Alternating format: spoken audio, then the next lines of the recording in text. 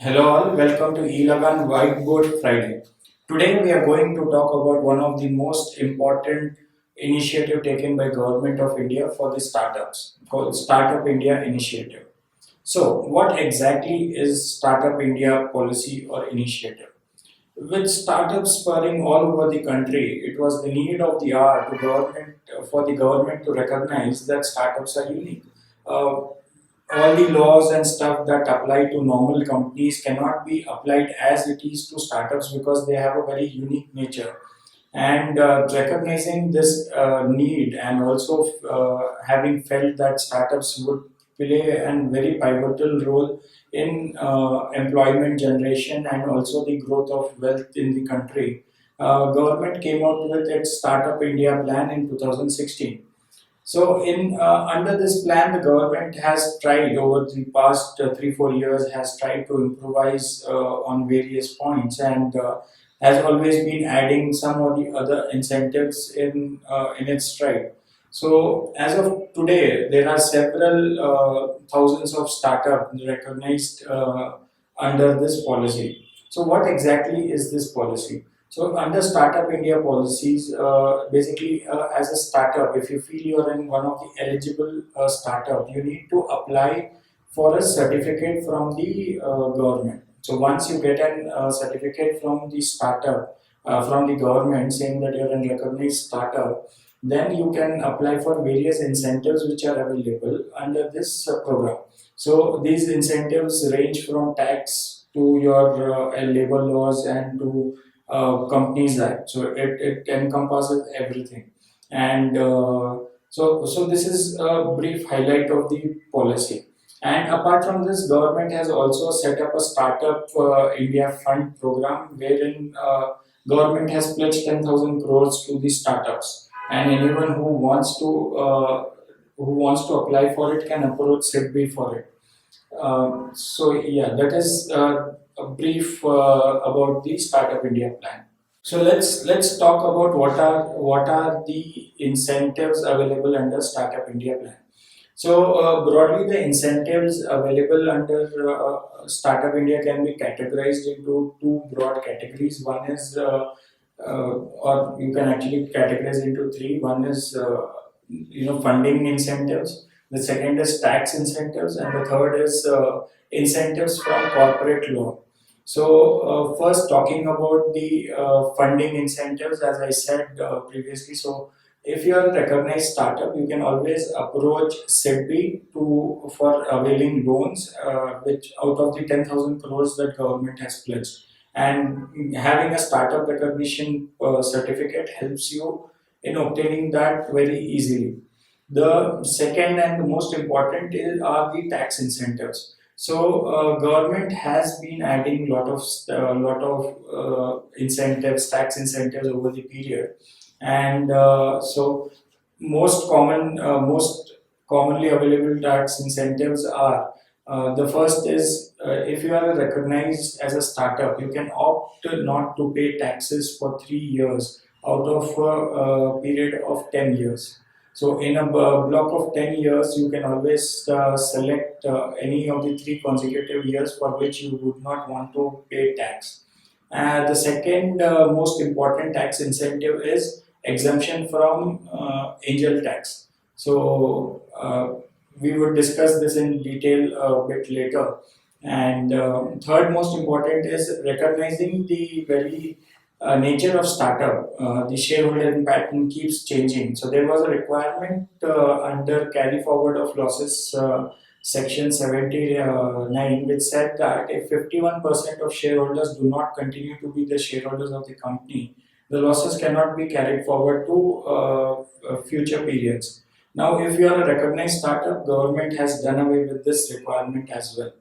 So these are broadly the tax incentives that a startup enjoys.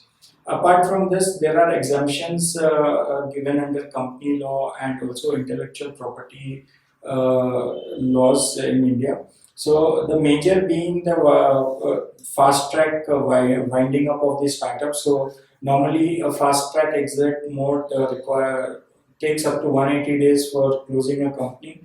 But if you're a recognized startup, then it can be done within 90 a period of 90 days. And the second thing is, in case if you're applying for patents and trademarks, there are concessions on the fees that government charges if you're a recognized startup.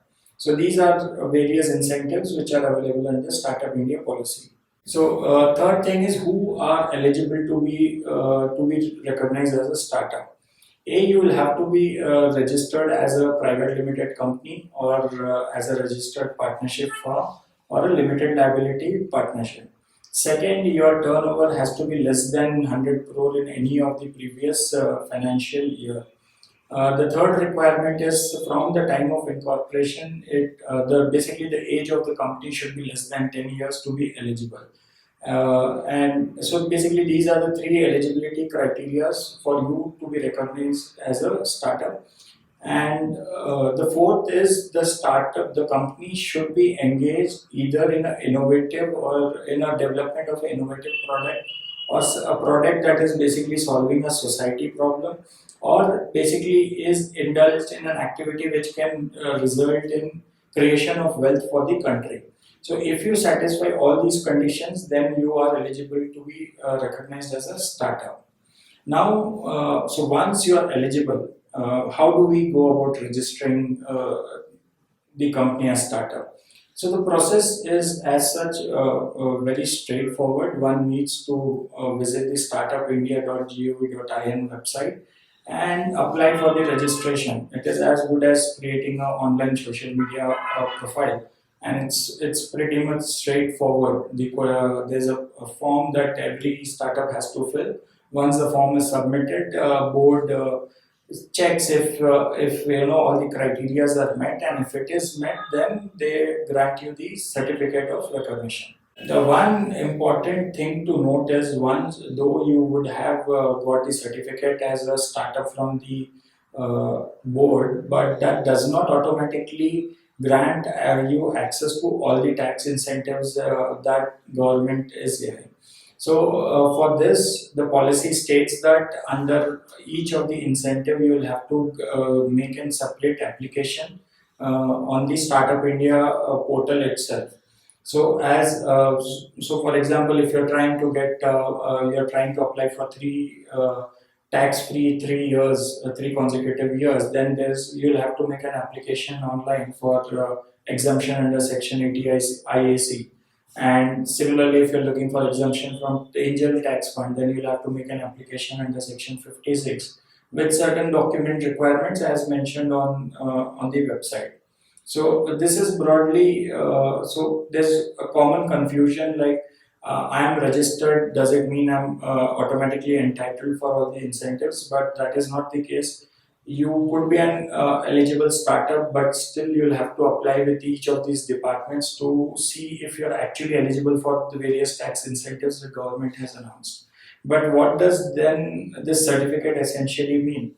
So this certificate entitles you for other incentives other than the tax incentives, like quick winding up of the company, or discounts in the pricing of patents and stuff.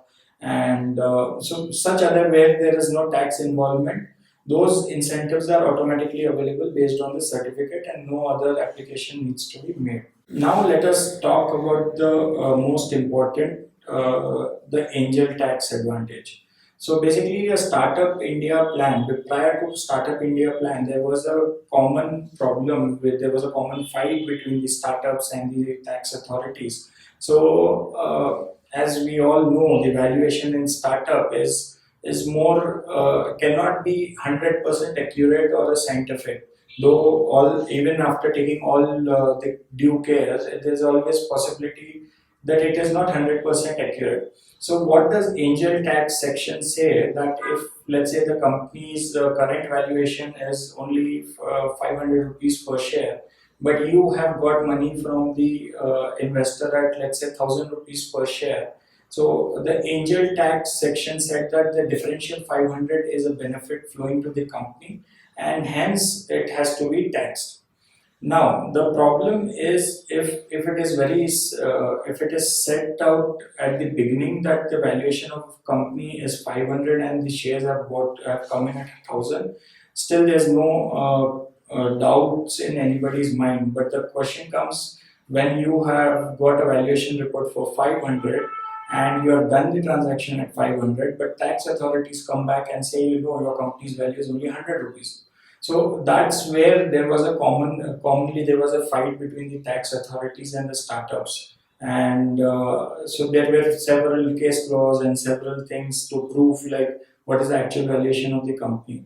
But to everyone's relief, government has given a benefit to all the recognized startup that whoever is recognized as a startup and also who has obtained a specific exemption under tax incentives need not pay any angel tax. So what does that mean? You are free from proving your valuations at every stage of the funding or at every stage of the investment. So that's a huge relief and would for sure save you a lot of time and also compliance cost. So that is it for today. Thank you. If you have any queries, please send out your queries to hello@elagan.com and do visit our website for open source documents. Thank you.